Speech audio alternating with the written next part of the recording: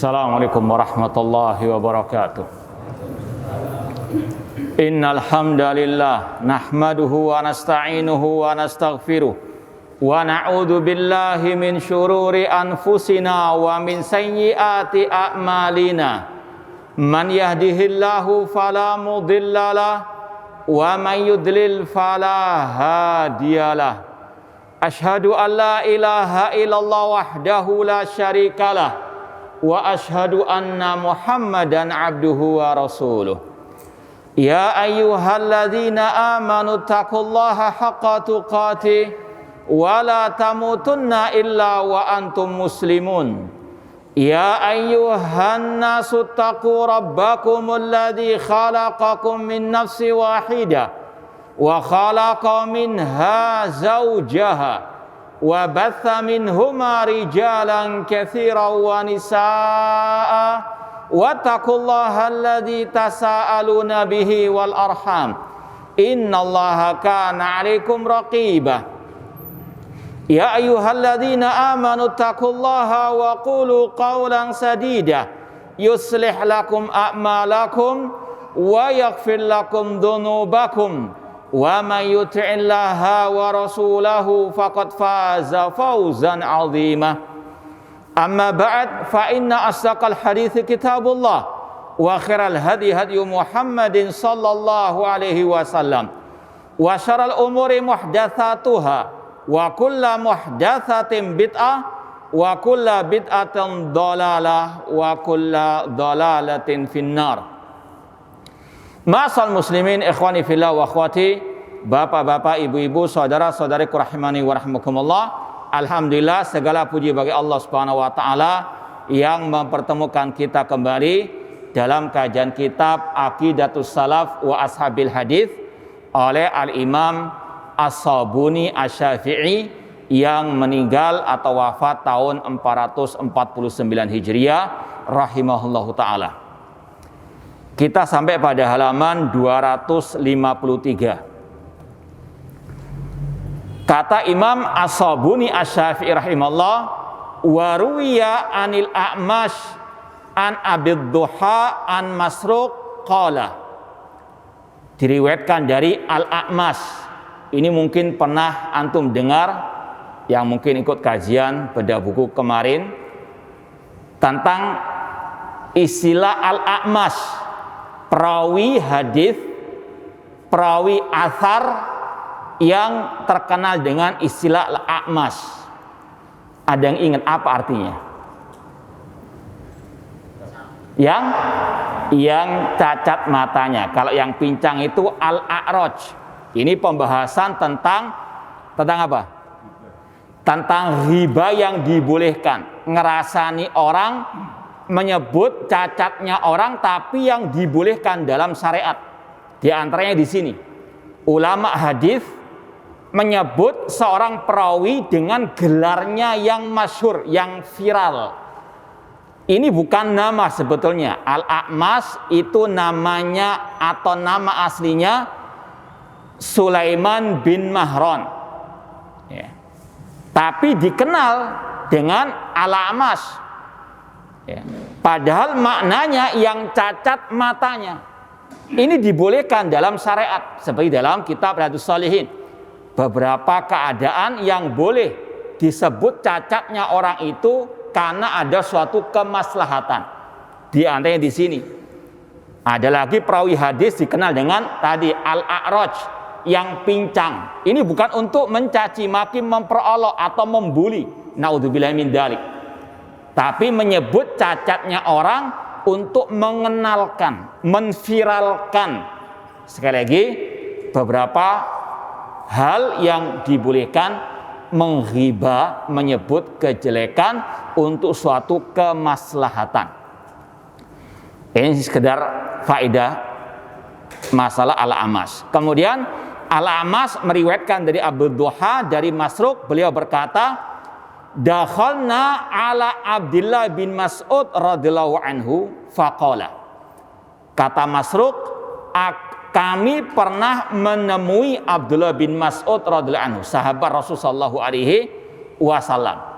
Faqala, Lalu Abdullah bin Mas'ud radhiyallahu anhu berkata, "Ya ayyuhan nasu, man alima syai'an falyakul bihi." Wahai manusia, barang siapa yang mengetahui sesuatu dari ilmu agama ini, maka katakanlah, sampaikanlah. Wa man lam ya'lam falyakul Allahu a'lam. Dan barang siapa yang tidak tahu ilmu tentang agama ini, maka hendaklah dia mengatakan hanya Allah yang lebih tahu atau Allah yang lebih tahu. Fa inna minal ilmi an yakula lima la ya'lam Allahu a'lam. Karena termasuk bagian dari ilmu, kalau seseorang tidak tahu tentang ilmu agama atau ditanya tentang ilmu agama, untuk dia mengatakan Allahu a'lam, Allah yang lebih tahu. Kalau Allah Azza wa Jalla, kemudian Abdullah bin Mas'ud menyebutkan ayat Al-Quran. Allah berfirman kepada nabinya sallallahu alaihi wasallam, "Qul ma as'alukum alaihi min ajrin wa ma ana minal mutakallifin." Katakan wahai Nabi Muhammad, aku, yaitu Nabi Muhammad sallallahu alaihi wasallam, tidak meminta kepada kalian dari upah, ya, wa ma ana minal mutakallifin, dan aku bukan termasuk orang-orang yang mengada-ada atau yang memaksa-maksa berbicara tentang agama Allah tanpa al-ilmu. Ma'asal muslimin, Bapak, Ibu-ibu, saudara-saudariku rahimani wa rahmakumullah, ini wasiat emas dari seorang sahabat Rasulullah SAW, pesan, petua, wejangan untuk kita semuanya berkaitan dengan masalah ilmu agama. Di sini menunjukkan pertengahan ahlu sunnah wal jamaah. Kalau orang itu tahu ilmu agama, tentunya yang berdasarkan Al-Quran dan Sunnah dengan pemahaman para salafus saleh, hendaklah dia sampaikan. Yang punya ilmu menyampaikan ilmu. Yang betul-betul paham ilmu agama berdasarkan dalil Al-Quran dan Sunnah dengan pemahaman para salafus saleh, hendaklah menyampaikan ilmu tersebut. Itu kewajiban orang yang berilmu, menyampaikan ilmunya yang hak tersebut. Tidak boleh disembunyikan. Tapi yang tidak tahu ilmu agama, yang jahil, maka haram untuk dia apa? Berkata tentang agama Allah tanpa al-ilmu. Ini pertengahan ahli sunnah. Tidak berkata tentang agama Allah kecuali dengan ilmu. Ilmu yang berdasarkan Al-Quran dan Sunnah dengan pemahaman para salafus saleh. Ini pertengahan ahli sunnah, tidak ekstrim kanan, tidak ekstrim kiri. Dalam segala hal, demikian ahli sunnah, demikian dakwah as-salafiyah. Jangan sampai punya ilmu namun disembunyikan ilmu tersebut. Atau sebaliknya nggak punya ilmu menyampaikan ilmu tersebut. Ini ekstrem kanan, ekstrem kiri, kebablas, ya, kesana kemari. Ahlu sunnah pertengahan, tidak berbicara tentang agama Allah kecuali dengan al ilmu berdasarkan dalil Al-Quran dan Sunnah dengan pemahaman para sahabat Rasulullah SAW, para tabi'in dan para tabi'u at-tabi'in. Jadi intinya pembahasan ini harus seorang muslim muslimah jangan berbicara masalah agama kecuali dengan al-ilmu. Ya. Kemudian kaitan erat dengan pembahasan akidah di sini, yaitu jangan sampai berkata tentang khususnya akidah, tentang sifat-sifat Allah kecuali dengan al-ilmu. Jangan mengatakan Allah istiwa artinya istilah menguasai. Ini berkata tentang agama Allah tanpa al-ilmu. Jadi ini wallahu alam kaitan antara disampaikannya riwayat ucapan dari Abdul Mas'ud dengan pembahasan tentang tauhid asma wa sifat yang sudah kita lewati beberapa saat yang lalu. Sekarang kita mau sampaikan penjelasan secara rincinya. Kata Abdullah bin Mas'ud radhiyallahu anhu, wahai manusia, barang siapa yang mengetahui sesuatu dari ilmu agama, maka hendaklah dia menyampaikannya. Ini kata para ulama termasuk zakatul ilmi. Harta ada zakatnya, yang sudah sampai nisab 85 gram emas sudah setahun lamanya wajib dizakati. Kalau nggak mau zakat, maka dia mendapatkan dosa dan ancaman dari akhirat kelak. Demikian pula orang yang punya ilmu agama, tahu tentang tauhid, tahu tentang sunnah Rasul, tapi tidak mau menyampaikannya, ini sama, bahkan lebih parah daripada orang yang tidak mau menzakati hartanya. Allah Subhanahu wa taala mengancam dalam surat Al-Baqarah ayat 159,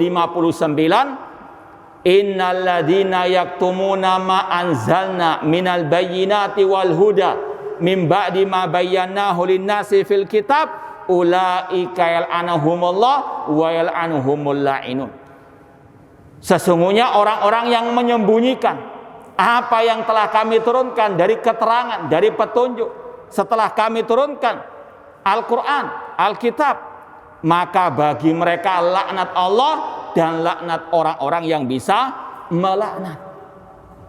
Tidak bisa disepelekan. Yang tahu ilmu agama tapi menyembunyikan ilmu agama tersebut, apalagi umat sedang butuh, betul-betul kehausan, kelaparan dengan ilmu tersebut. Makanya ada kaidah dalam ilmu usul, usul fikih diantaranya, kata para ulama, tarkul bayan indal haja mamnu', meninggalkan pengajaran, penjelasan tentang ilmu agama yang betul-betul dibutuhkan oleh manusia itu mamnu', terlarang. Tarkul bayan, tidak mau menjelaskan ketika dibutuhkan oleh manusia, ini apa? Mamnu', haram. Ya. Ayatnya tadi jelas, Allah mengancam yang menyembunyikan ilmu agama tersebut. Apalagi yang berkaitan dengan pondasi agama, berkaitan dengan at-tauhid. Umat sangat butuh kepada pengajaran tauhid. Apalagi kita sudah paham semuanya bagaimana kesyirikan merajalela, bergentayangan di mana-mana. Syirik dalam rububiyah, syirik dalam uluhiyah, asma wa sifat, penyimpangan-penyimpangan dalam masalah akidah luar biasa. Apalagi ada perkumpulan dukun, naudzubillah min dzalik, paranormal yang menyebarkan kesyirikan. Ini umat butuh disampaikan mana hak, mana batil tentang masalah al-akidah. Haramnya datang ke dukun, man atakahinan au arrafan fasaddaqa bima yaqul faqad kafara bima unzila ala Muhammad. Barang siapa mendatangi dukun dan dia membenarkan ucapannya, atau mendatangi paranormal dan membenarkan ucapannya, maka dia telah kufur kepada Al-Quran yang diturunkan kepada Nabi Muhammad SAW. Ya. Makanya Syekh Muhammad bin Jamil Zainu rahimahullah ta'ala dalam kitab beliau yang sangat bagus sekali, Minhaj Firqatin Najiyah, beliau menyebutkan di antara sikap para ulama-ulama ataupun yang dikatakan ulama oleh manusia tentang dakwah at-tauhid. Ya.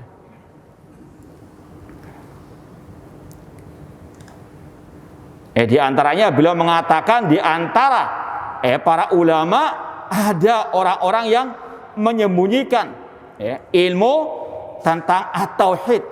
Kemudian beliau sampaikan ayat tadi, innal ladzina yaktumuna ma anzalna minal bayyinati wal huda min ba'di ma bayyanahu lin-nasi fil kitab ulaika la'anhumullah wa yal'anumul la'inun.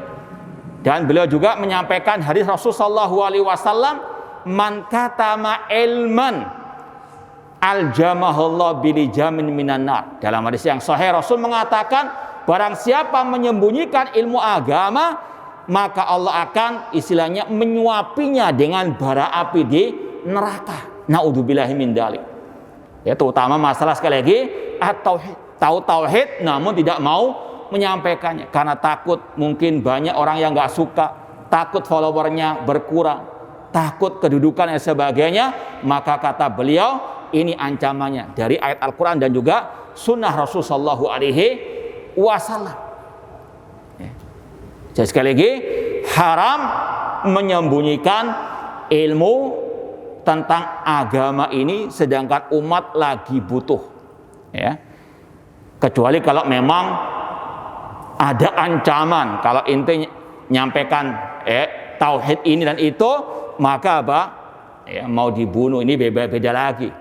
Ada udzur. Tapi kalau nggak ada udzur, sekedar dicaci maki, dikatakan Wahabi, dikatakan aliran keras, radikal, intoleransi dan sebagainya, Rasul saja manusia yang terbaik banyak mendapatkan caci makian dan bulian seperti yang sudah kita jelaskan.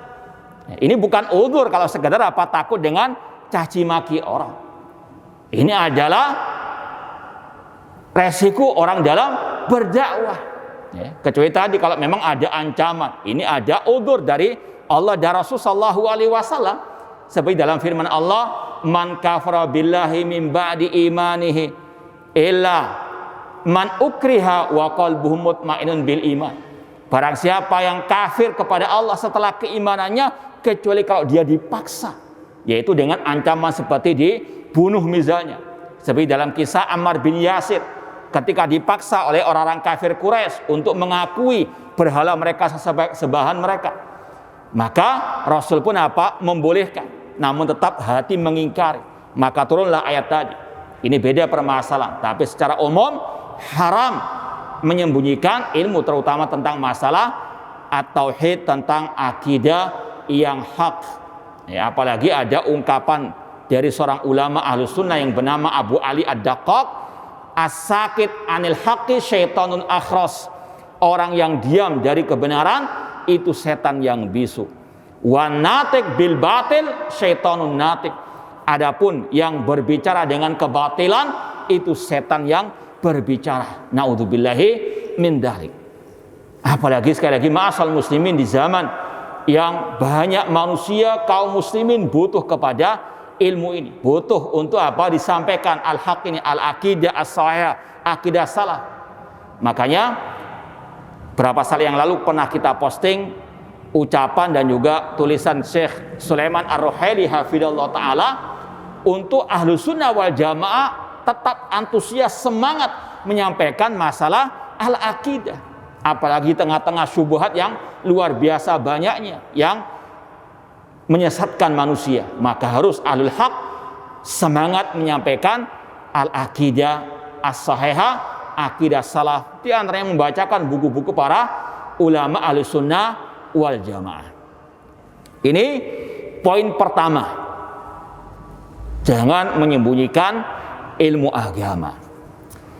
Poin yang kedua, kata Abdullah bin Mas'ud radhiyallahu ta'ala anhu, wa man lam ya'lam falyakul Allahu a'lam. Barang siapa yang tidak tahu tentang ilmu agama, maka hendaklah dia mengatakan Allahu a'lam. Jangan lancang berbicara tentang agama, jangan lancang menulis di medsos misalnya tanpa ilmu, tanpa dalil qala Allah wa qala Rasul wa qala as-sahabah, menulis ya karena apa? Baru dapat wangsit, mimpi dan sebagainya. Naudzubillah min dzalik. Khayal ya. Maka naudzubillah min dzalik ini sekali lagi yang dilarang, dicela oleh para ulama as-salaf, di antaranya para sahabat Rasul sallallahu alaihi wasallam. Barang siapa yang tidak tahu ilmu agama, hendaklah dia mengatakan Allahu a'lam, Allah yang lebih tahu. Karena kata beliau, wa faminal ilmi an yaqula lima la ya'lam Allahu a'lam. Termasuk bagian dari ilmu kalau orang itu mengatakan Allahu a'lam ketika apa? Ditanya tentang urusan agama yang memang dia tidak tahu. Jadi sekali lagi orang itu harus tahu diri. Kalau memang dia jahil, harus belajar, bersemangat belajar, jangan asbun, jangan asal bunyi, jangan asal komentar di medsos tentang ilmu agama tanpa ilmu. Agama ini bukan untuk canda guruan. Agama ini serius. Agama ini adalah wahyu Allah Subhanahu wa ta'ala. Makanya dalam Al-Quran, dalam hadis Rasulullah SAW, banyak ancaman orang-orang yang berbicara tentang agama Allah tanpa ilmu. Yang dimaksud sekali lagi ilmu di sini Al-Quran dan Sunnah dengan pemahaman para salafus saleh. Ya, berbicara tanpa apa? Al-ilmu. Contoh dalam surat Al-A'raf ayat 33. ketika Allah menyampaikan tingkatan-tingkatan dosa. Allah mengatakan kul innama harrama rabbiyal fawahisha ma dhahara minha wa ma batan wal itsma wal baghya bil haqqi wa an tusyriku billahi ma lam yunazil bi sultana wa an taqulu 'alallahi ma la ta'lamun. Sesungguhnya, atau katakan oleh Nabi, sesungguhnya Rabbku yaitu Allah mengharamkan yang pertama al-fawahish, kekejian, kemaksiatan yang nampak maupun yang tersembunyi. Tingkatan yang lebih tinggi lagi dari dosa wal itsma wal baghya, dosa dan melampaui batas tanpa hak. Yang ketiga yang lebih tinggi lagi wa antusyriku billahi ma lam yunazil bi sultana, untuk engkau berbuat syirik kepada Allah yang engkau tidak memiliki pengetahuan tentangnya. Yang paling tinggi lagi dari tingkatan dosa kata para ulama wa antakulu 'alallahi ma la ta'lam, yaitu engkau berbicara tentang Allah tanpa ilmu. Ini kata para ulama, di antara Imam Ibnu Qayyim rahimahullah, tingkatan dosa yang paling tinggi berbicara tentang Allah, tentang agama Allah tanpa ilmu. Kenapa demikian? Karena di antara sumber kesyirikan, kekafiran, kebid'ahan, kemaksiatan itu karena berbicara tentang Allah tanpa ilmu, berbicara tentang agama Allah tanpa ilmu. Ya. Asal-asalan berbicara tentang agama Allah, asal apa? Selera hawa nafsunya, apa kata akal pikirannya, tidak melihat kembali kepada sumber hukum Islam Al-Quran dan Sunnah dengan pemahaman para salafu as-salih. Kata para ulama, iblis di antara sebab kekafirannya berkata tentang Allah tanpa ilmu, berkata tentang agama Allah tanpa ilmu. Ketika dia diperintah untuk sujud kepada Adam, dia mengatakan ana khairan minhu, aku lebih baik ya Allah daripada Adam. Khalaqtani min narin wa khalaqtahu min tin, engkau menciptakan aku, kata iblis, dari api, sedangkan engkau menciptakan Adam dari tanah. Menurut akalnya iblis, yang tercipta dari api lebih baik daripada yang tercipta dari tanah. Ini ngawur ngomongnya. Ini asal-asalan berbicara tentang agama Allah tanpa apa? Ilmu. Dia pun apa? Dikeluarkan dari surga, dia pun dilaknat oleh Allah, dia pun apa? Minal kafirin. Ini sebab kekafiran iblis, diantaranya berkata tentang agama Allah tanpa ilmu. Demikian pula kekafiran, kesyirikan orang-orang musyrikin, ya, seperti kaum musyrikin jahiliyah. Mereka jatuh ke dalam kesyirikan di antara sebabnya karena berbicara tentang agama Allah tanpa ilmu. Wa ya'buduna min dunillahi ma la yanfa'uhum wa la yadurruhum wa yaquluna haula'i syufa'auna indallah. Orang-orang musyrikin, kata Allah dalam surat Yunus, mereka beribadah kepada berhala-berhala, kepada orang-orang yang telah mati, yang tidak bisa mendatangkan manfaat maupun madarat kepada mereka. Orang musyrikin mengatakan mereka itu hanyalah pemberi syafaat kami di sisi Allah. Ini asal-asalannya apa? Orang musyrikin jahiliyah beribadah kepada selain Allah karena apa? Tadi berbicara tentang agama Allah tanpa apa? Ilmu. Dari mana mereka tahu kalau orang-orang yang telah mati itu, berhala-berhala itu bisa memberikan syafaat mereka di sisi Allah? Dari mana? Ini berbicara tentang agama Allah tanpa ilmu menyebabkan orang musyrikin jahiliyah jatuh ke dalam kesyirikan. Demikian pula kekafiran orang Nasara. Mereka mengatakan Allah punya bapa, Allah punya anak. Allah bantah lam yalid wa lam yulad, berkata tentang agama Allah tanpa apa? Ilmu. Sumber kekufuran mereka. Orang Yahudi mengatakan yadullahi maghlula, tangan Allah itu terbelenggu. Mereka mengatakan Allah fakir, Allah yang fakir, sedangkan kami nahnu aghnia. Dari mana ucapan seperti itu? Berkata tentang Allah tanpa ilmu. Ini menyerumuskan mereka kepada apa?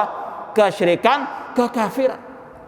Demikian pula kata para ulama, kelompok-kelompok sesat di tengah-tengah kaum muslimin seperti kelompok Syiah Rafidah. Mereka mengatakan bahwasanya Allah itu tidak tahu sesuatu kecuali setelah terjadi sesuatu. Berbicara tentang Allah tanpa apa? Ilmu, menuduh Allah jahil sebelum terjadinya sesuatu itu. Na'udzubillahi min dzalik. Mereka mengatakan Al-Quran yang ada sekarang sudah tidak murni, tidak original lagi, tidak asli lagi, tidak lengkap. Dari mana? Ya, ini sekali lagi berkata tentang agama Allah tanpa ilmu. Demikian pula kelompok Khawarij. Mereka mengatakan yang tidak berhukum dengan hukum Allah kafir secara mutlak. Ya. Padahal ada tafsir Abdullah bin Abbas yang memperinci atau yang membantah ucapan mereka tersebut. Ini sekali lagi bahaya berkata tentang agama Allah tanpa al-ilm. Dan ini yang Rasul telah peringatkan kita dalam Sahih Bukhari. Innallaha la yaqbidul ilma intizan. Allah tidak mencabut ilmu agama secara langsung. Walakin yantazil ilma biqabdil ulama. Namun Allah mencabut ilmu agama ini lewat diwafatkannya para ulama-ulama ahli sunnah. Hatta idalam yubki aliman itakhadan nasur usan juhala. Ketika Allah sudah tidak mensisakan para ulama, sudah sedikit ulama atau bahkan tidak ada, maka manusia mengambil tokoh agama mereka, ustadz mereka dari orang-orang yang jahil. Ini kata Rasul. Dan Rasul tidak berkata dari hawa nafsu beliau, itu wahyu dari Allah. Akan terjadi zaman seperti ini.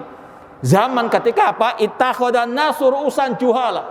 Manusia mengambil tokoh-tokoh agama mereka dari orang-orang yang jahil. Fasuilu, ketika ditanya, fa'aftau bighairi ilmin. Mereka berfatwa tanpa ilmu. Rasul yang mengatakan, fa'aftau bighairi ilmin fadallu wa adallu. Sehingga mereka sesat dan menyesatkan. Na'udzubillahi min dzalik. Ini yang Rasul khawatirkan. Dan lebih dahsyat dari itu semuanya, orang yang berkata, berfatwa tanpa ilmu bisa jadi akan mendapatkan doa kejelekan dari Rasulullah sallallahu alaihi wasallam. Ada kisah yang masyhur insyaallah yang mungkin antum sudah paham. Kisah seorang sahabat yang dia itu terluka kepalanya. Gak tahu kenapa, terluka, berdarah-darah ketika musafir. Tentunya ketika dia safar wajib tetap sholat. Ya. Suatu saat dia mimpi basah istilahnya. Harus dia? Tetap sholat. Dia tanya, apakah aku punya atau diberi keringanan? Tidak mandi besar, mandi jenabat. Karena aku terluka kepalaku, berdarah. Ada orang yang menjawab, tidak ada.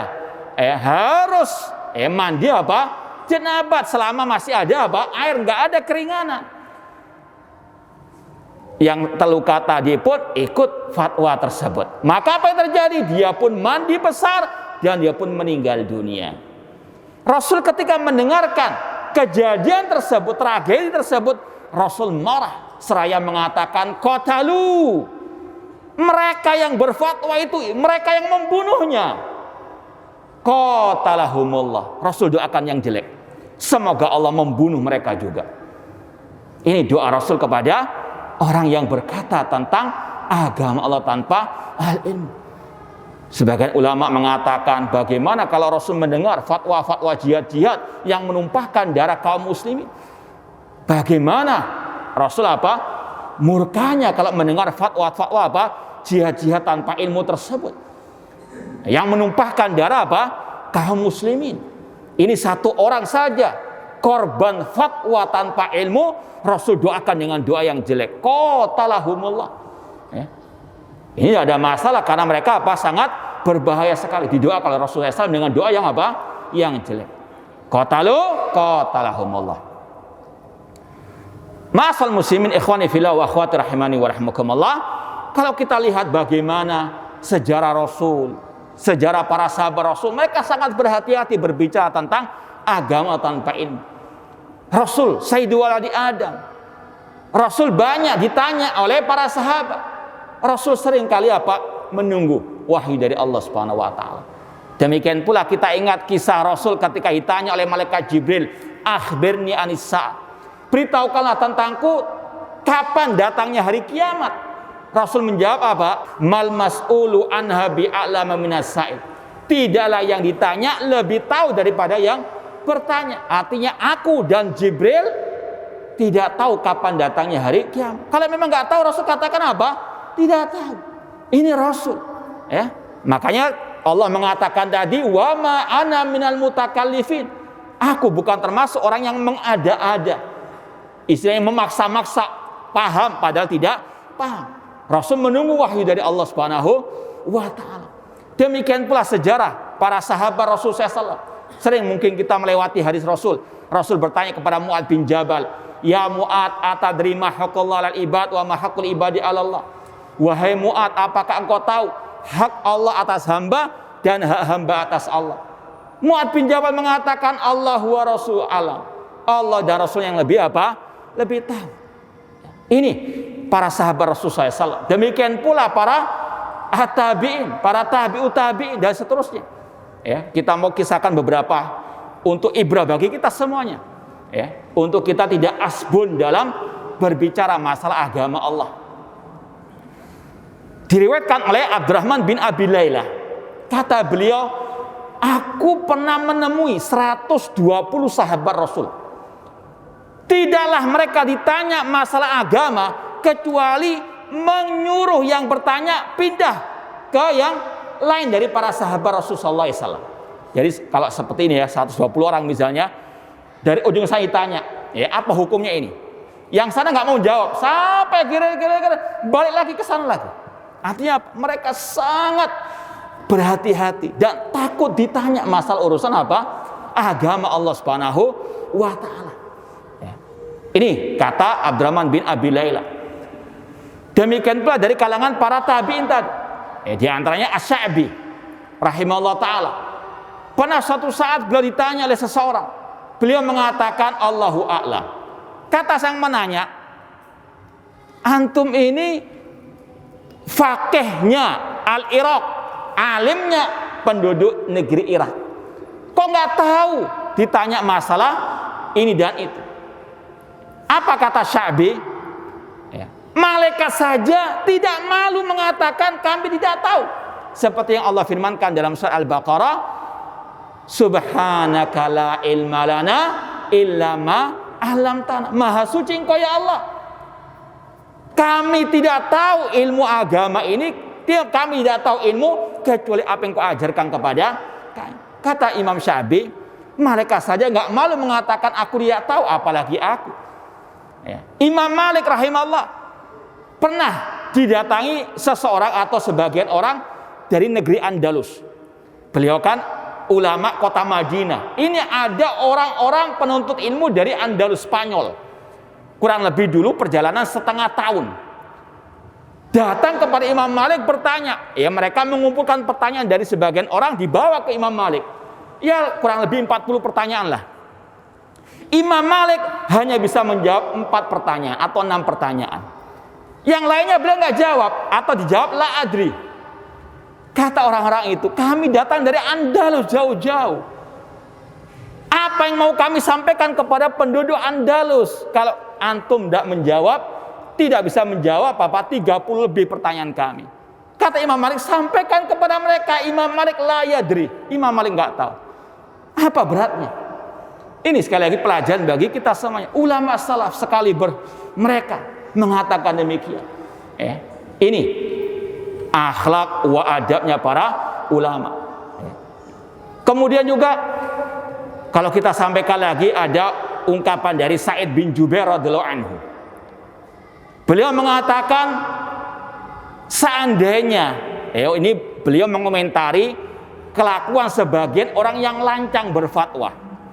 Kata beliau, permasalahan ini kalau diajukan kepada Al-Khalifah Umar bin Khattab radhiyallahu anhu, beliau akan mengumpulkan ahli Badar untuk bermusyawarah.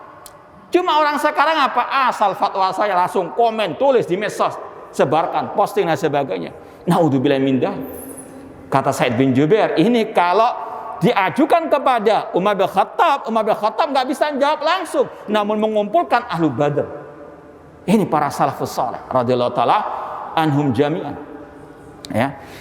Dan masih banyak lagi kisah-kisah para ulama salaf yang sekali lagi pelajaran bagi kita semuanya agar sekali lagi tidak asbun dalam berbicara masalah agama. Demikian pula jangan asal tulis di medsos, asal posting di medsos, asal komentar di medsos dan sebagainya tanpa al-ilmu. Semuanya ada perhitungan di hari kiamat kelak. Wala takfu ma laisa laka bi ilmun inna sam'a wal basara wal fuada kullu laka kana anhu mas'ula. Allah mengatakan, jangan engkau mengikuti apa yang engkau tidak memiliki pengetahuan tentangnya. Sesungguhnya pendengaran, penglihatan dan hati akan diminta pertanggungjawaban oleh Allah Subhanahu wa taala. Ya, maka ikhwani fillah wa akhwati rahimani wa rahimakumullah, jangan asal berbicara urusan agama kecuali dengan ahli ilmu. Kemudian yang mungkin terakhir kita mau sampaikan, setelah beliau membawakan riwayat tadi dari Abdullah Mas'ud, ini ada pembahasan terakhir panjang, tapi secara sanad riwayat ini tidak sahih, ya. Jadi ada riwayat dari Muhammad bin Ka'ab Al-Qurdi dari Abdullah bin Abbas. Ini ada dialog antara Muhammad bin Ka'ab Al-Qurdi dengan Umar bin Abdul Aziz Al-Khalifah. Kemudian Umar bin Abdul Aziz meminta kepada Muhammad bin Ka'ab Al-Qurdi untuk menyampaikan hadis yang didengar dari Abdullah bin Abbas. Nah, kemudian disampaikan hadis dari Abdullah bin Abbas dari Rasulullah SAW. Cuma kata pentahqiq di sini hadisnya tidak sahih. Meskipun ada sebagian potongannya yang sahih dari riwayat yang lain. Kalau riwayat ini tidak sahih. Contoh ya yang sahih, Rasul mengatakan, uqtulul al-hayya wal aqrab wa in kuntum fi salatikum. Bunuhlah ular dan kalajengking meskipun kalian lagi sholat. Itu ada hadisnya yang sahih dalam Sunan Abi Dawud. Paham insyaallah ya? Jadi ini potongan hadis yang sahih. Ada yang dhaif, di antaranya la tusallu khalfa naimin wala muhditsin. Jangan sholat di belakang orang yang tidur ataupun yang hadas. Kata para ulama ini tidak sahih, karena yang sahih sebagaimana riwayat Rasul pernah sholat di depannya ada siapa? Aisyah Ummul Mukminin radhiyallahu anha sedang tidur.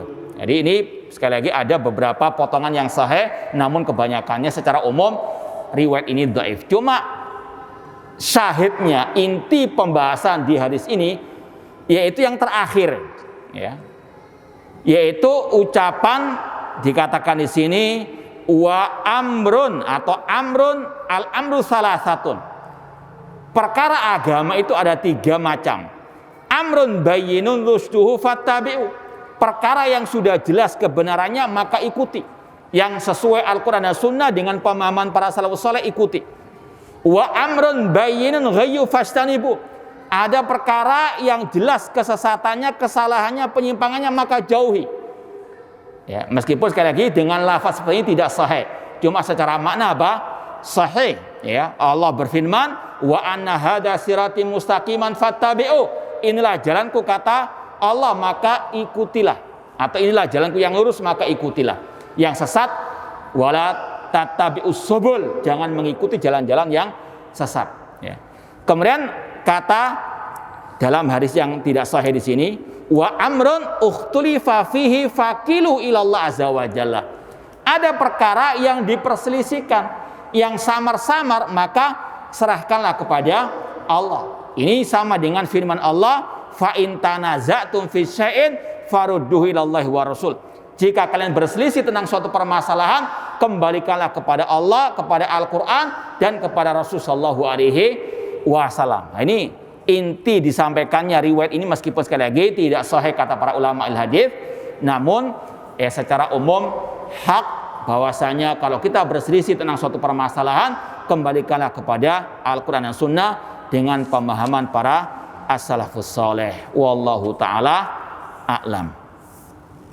Ya, kita buka soal jawab.